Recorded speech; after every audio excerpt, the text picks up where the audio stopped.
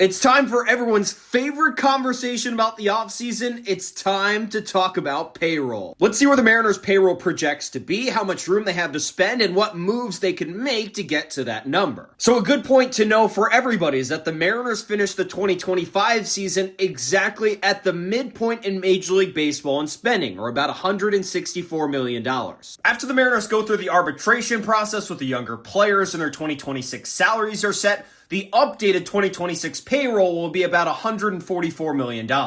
And Jerry Dipoto said where the payroll ended last year would be a starting point for the 2026 payroll. So starting off here, that would leave the Mariners with about $20 million to spend to get to their quote-unquote starting point. The way Jerry Dipoto worded it was a little vague. Does that mean starting point, aka only $20 million to spend heading into the season, and then you can add once you're in there via trades at the trade deadline? Or does that mean starting point this offseason you expect to get back to and add from there? Now, also note for reference, the most money the Mariners have ever spent in a season on payroll is about $171 million. So going off the projected number above, that would give the Mariners roughly $27 million unless they were going to set a new record. Now, this is where the Josh Naylor conversation gets really interesting because the Mariners get to last year's payroll mark essentially if they just offer Josh Naylor a market rate around $20 million a year, then the Mariners will be at $164 million. Baseball America projected Josh Naylor to get a 6-year deal for $120 million. That would put them